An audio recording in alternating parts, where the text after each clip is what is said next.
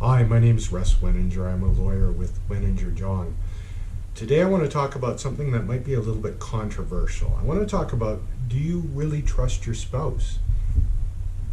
Now, full disclosure, I'm not a psychologist or a social worker or a licensed therapist. I've watched a few episodes of Dr. Phil, but that's the extent to which I'm qualified to give relationship advice.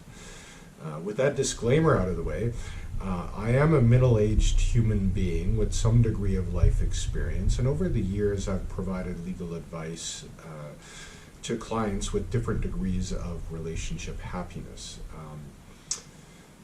I'm sure I have no capacity whatsoever to help fix the problems in someone's relationship, but I think I have a decent ability to spot a relationship with problems. So feel free to take these observations for what they're worth. By the way, throughout this post I'll refer to spouses. Most of what I'm saying also applies to common law partners.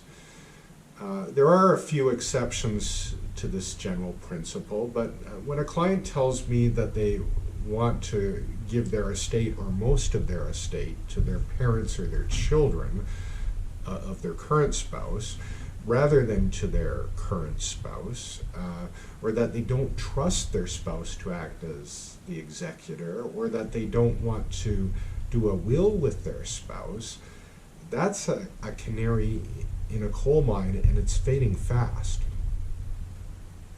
Essentially, the client is saying that they don't trust their spouse and that they don't regard their spouse as a life partner or as an economic partner.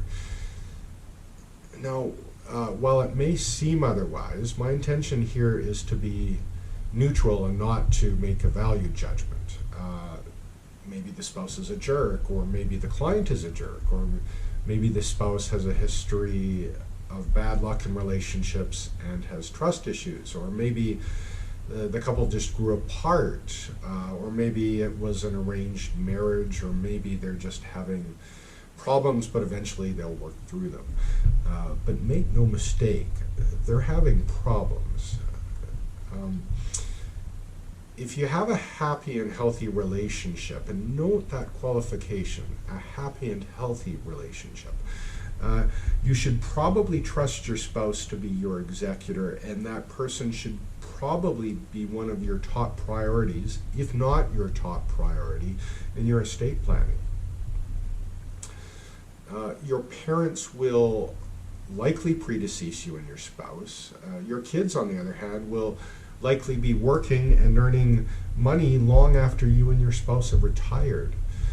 If your kids are still minors, if something happens to you, it will be your spouse who will have to shoulder the burden of raising them without your help. It should also be noted that in Alberta, a spouse or common law partner will usually have a legal interest in property acquired during the relationship. There are, however, some exceptions to the general rule that your spouse should be prioritized in estate planning. If you enter into a second relationship later in life and you have children from a prior relationship, then it may make sense to focus on your adult children in your estate planning. And this is especially so if neither spouse is financially dependent on the other person. Also, if you're from a culture that practices arranged marriages, it might not be a bad idea to hold back a bit early on in the spousal relationship, at least in terms of the estate planning. Or if your spouse suffers from some sort of serious health problem or disability, it may make sense to avoid using that person as an executor. The executor role can be complex, and performing executor's duties can be quite draining. And obviously, if you're currently estranged from your spouse, or if you're on the verge of being estranged from your spouse, then maybe they shouldn't be your top priority in your estate planning. But in most cases, the spouse should be getting the lion's share of the estate and should probably be appointed as the executor. If you're worried about what will happen to your parents or your children, but you have little concern as to what will happen to your spouse, then that suggests a lack of investment in the relationship. Sometimes clients suggest that they don't need to worry about their spouse because the spouse will find someone else. I strongly suspect your spouse isn't going to abandon your kids on the street the moment your corpse is cold in order to focus on looking for your replacement. If they are that type of person, maybe you should be looking for a divorce lawyer in addition to a wills lawyer. I'm not suggesting that your views on your spouse are right or wrong, at least not in a moral sense.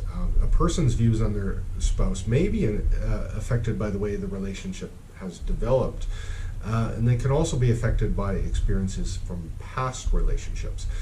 As well, these views can be shaped by a person's cultural background.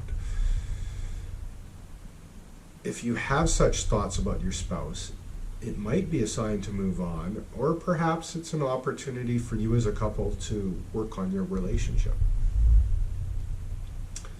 If you have any questions or comments, feel free to leave them in the comment section. Thank you for watching.